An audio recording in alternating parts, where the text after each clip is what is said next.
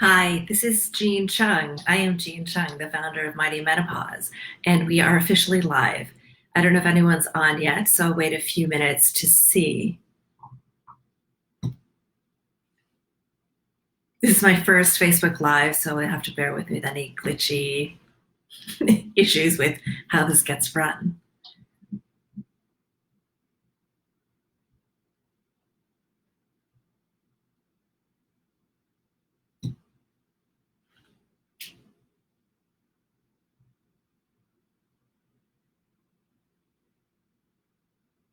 If you're listening, send a message into the live stream and we can take it from there. Hi, April.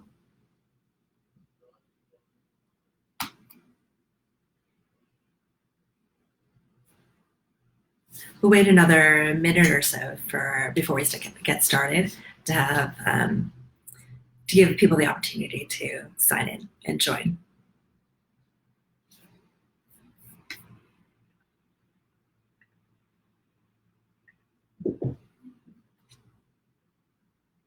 So we'll say this is pretty cool. I have to learn the entire interface, but I think I can. I think I can hack it.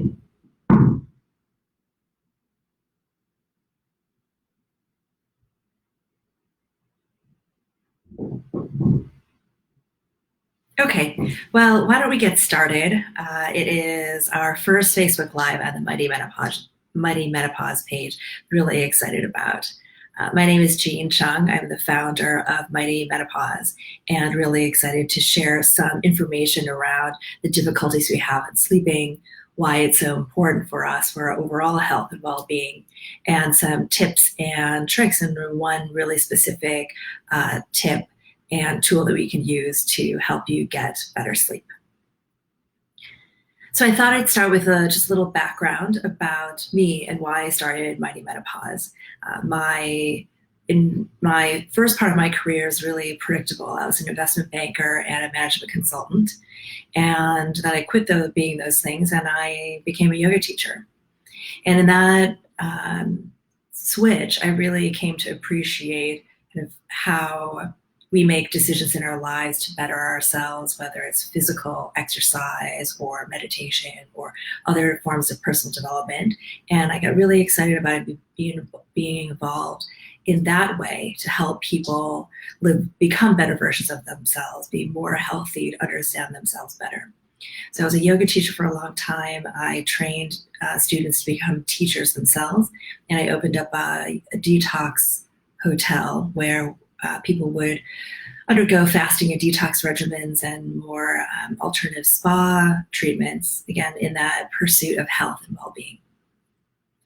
And the next step in my life that brought me to found Mighty was I just started to age. And what turned out to be perimenopause drove me to the gynecologist, and I didn't really get very much input or help from this gynecologist. And like most women of our age and ilk, we went to the internet and did tons of research to figure out what was going on and what I could do about it.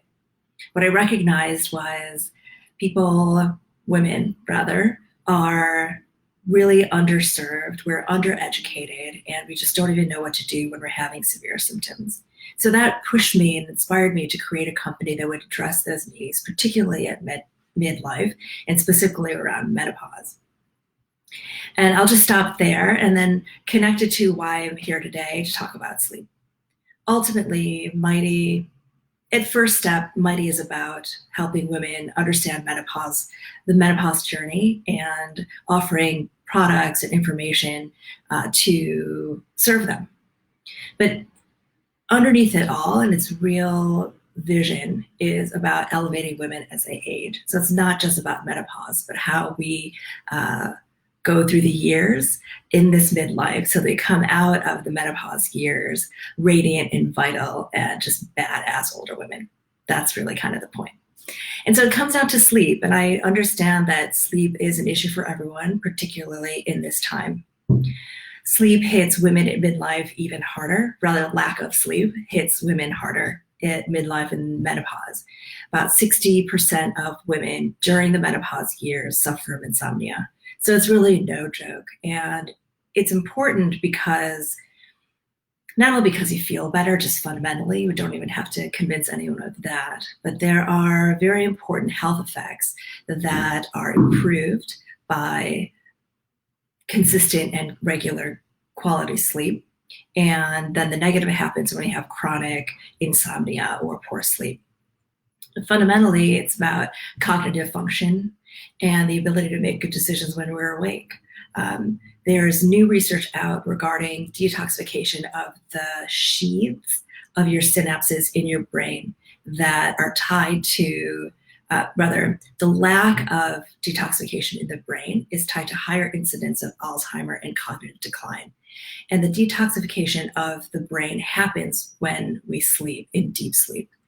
So if that's not enough to inspire us, other things like an enhanced immune response, less anxiety, less depression, less, again, better decision making during the day, and a little bit more stability. So those are the reasons why. Let's talk a little bit about the dynamics of sleep.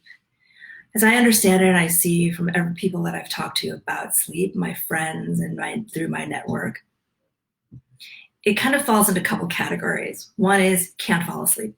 So the mind is racing, the body is kind of uncomfortable, maybe had too much caffeine in the evening, but it's difficult to fall asleep. The next is staying asleep. So are there things that wake you up? The most common complaint for women in perimenopause and postmenopause are night sweats. So then if you're awake, how do you go back to sleep? That's a very big frustration for all people, but particularly for us, if we're suffering from night sweats, to get back to sleep. So we'll talk about first falling asleep. This is a big issue for us as modern people in our modern world because we're undergoing so much consistent and persistent levels of stress. You think about, and we've probably heard this story before, as you think about when humans developed, there was the fundamental stress of running away from a saber-toothed tiger, right? So the body would respond, blood flow would go towards the heart and towards the lungs so you could run away. And the body is not in a state of relaxation. And today, we don't really have to run away from wild lions, but we have lots of stressors that, whether they're big or small, we individually kind of interpret them as stressors and working in our brains, and then our body responds to how to deal with those stressors. Particularly now with kids at home and dealing with work or not work, and this new working towards it, getting towards a new normal in the current state of the quarantine. And so step back and talk about when you're running away from a wild lion and then when you're not. And the body is fundamentally designed for two states in the nervous system. There's the fight or flight response, and then there's rest and restore. And again, because we're constantly dealing with so much input in our daily lives, the nervous system is persistently in fight or flight. As a result, our nervous system is very attenuated and activated kind of all the time.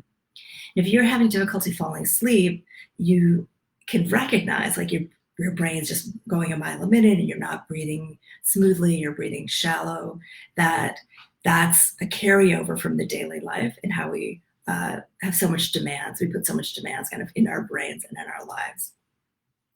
And so one of the things I want to talk about today is like how we get into the out of fight or flight and into rest and restore. Now that can get us into better sleep. And the tool that I want to talk about is called Yoga Nidra. The translation to that is just yogic sleep. And maybe some of you have had this experience before, and yoga teachers at the end of a class will take you into the resting position and give a very long guided meditation and get you into a deep, deep state of relaxation. What I really like about Yoga Nidra is it's super simple. You just listen to a guided meditation. It takes you step by step through your body helps you relax each body part. And you naturally and automatically get to a state where it's very easy to fall asleep. So I'll talk about specifically Yoga Nidra a little bit more later. But I wanted to also talk about, we're moving from a state of agitation to state of relaxation where we're trying to sleep. And we can look at different modalities of treatment along those lines. And so you can look at what can you do about it? Drugs, right? So there are drugs like, I'm not talking illegal drugs, just like pharmaceuticals, like Ambien, are sleep aids. And those are proven to be effective, but the body also kind of normalizes to them, and you need them more and more and continuously. So it's not necessarily a long-term solution to not being able to fall asleep. The one thing I'll add too is that women respond differently to Ambien than men, and the dosage has to be different. Maybe you've heard some of the stories, and I won't share them here, but the dosing was designed for men, and when women started taking it, they've had different responses. So it's really important to do some research there and figure out what the dose would be good for you. I would recommend that you do it only for short-term types of sleep needs as opposed to long-term sleep needs. Then there are supplements, so what you can do naturally to help the body sleep. The most common supplement I'll mention 2 common supplements for sleep. There are a bunch of others that impact different levels of your body and help you relax and sleep. That there's melatonin, which is really common. Let's talk a little bit about melatonin. Melatonin is a natural neurotransmitter that is constantly produced by the brain all day long. And what's important to note about melatonin is it's always being produced, but it's photosensitive. So during the day, the light from the day is killing the melatonin. And so what happens is when the sun goes down and there's less light, melatonin starts to build. And when there's enough melatonin, we fall asleep. The challenge for us as modern people is that we're in ambient light all the time. So your natural levels of melatonin don't get to build. And that's why taking supplemental melatonin is highly kind of popular, because it's an easy way to lift melatonin levels. On melatonin, the way you would take melatonin, this would be my recommendation. So you can take melatonin in pill form. These are the 2 forms I understand. One is pill form, and the other is through a transdermal patch. I would recommend transdermal patch because that through the skin, the melatonin goes in more slowly, and gets in the bloodstream and stays more steady. When you take supplements orally, depending on what you have in your stomach, how good your metabolism is your digestion on or off that day, it's a little bit unclear how much melatonin is actually getting to your blood. So that's why I'm a real big fan of transdermal delivery, to make sure that it gets there more quickly, and has a steady level over time. So that's melatonin. Another mineral supplement that is useful for sleep is magnesium. And magnesium helps the nervous system also calm down. And there are various forms of it. There are some forms in powder, and there are some forms in capsules, and also you may be able to take them in a droplet. Do some research around magnesium. What I understand right now is that magnesium glycinate is the right form of magnesium to take for it to impact your sleep. Then we talked about pharmaceuticals, we talked about supplements. Let's talk about lifestyle and habits. We mentioned before that the way we live our lives isn't kind of light all the time. And even when the bedroom lights are off, we're looking at our iPad or the phone. So we're still processing light. So lifestyle habits are really important. There's the phrase called sleep hygiene, which seems a bit much to talk about sleep, but it's really important to think about, when's the last time, what's your cutoff for caffeine? When are you turning the lights off so you can be in a more kind of restorative state that's more supportive of your ability to fall asleep? Are you exercising?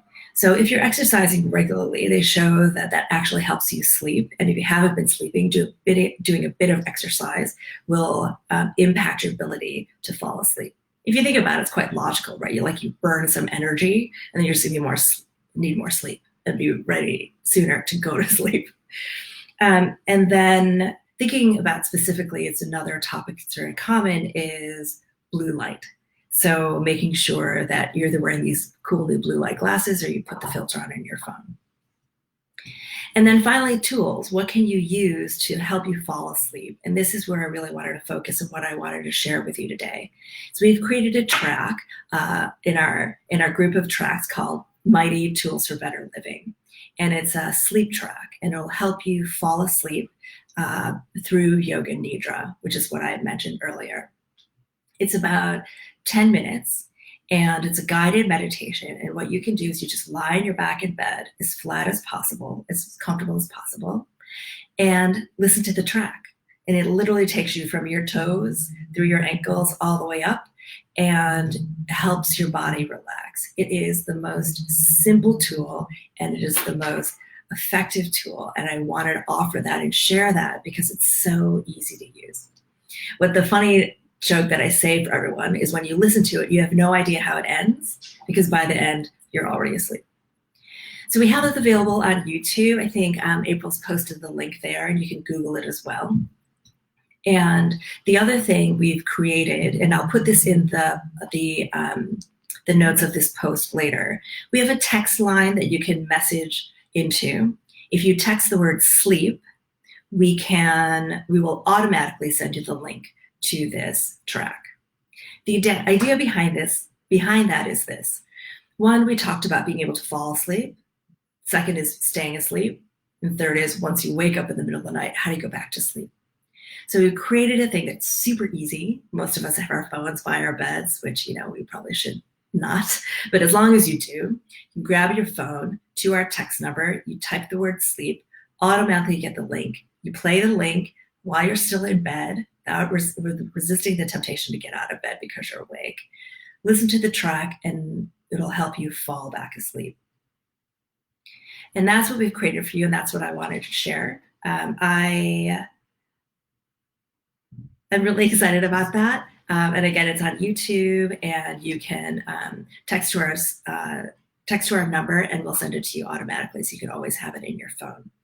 If there are any questions, I'll take them now. We're about 18 minutes in, so I wanted to just make sure that we don't run over a slotted 20 minutes for the session today.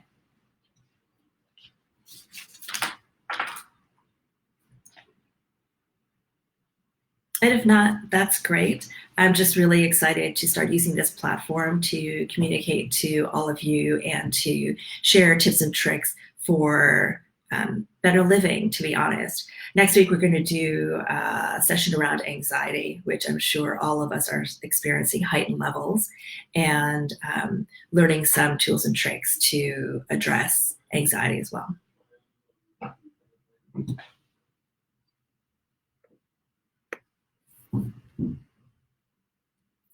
We have a question from April. Can anyone use this, or is it just geared for women, or is this a stupid question?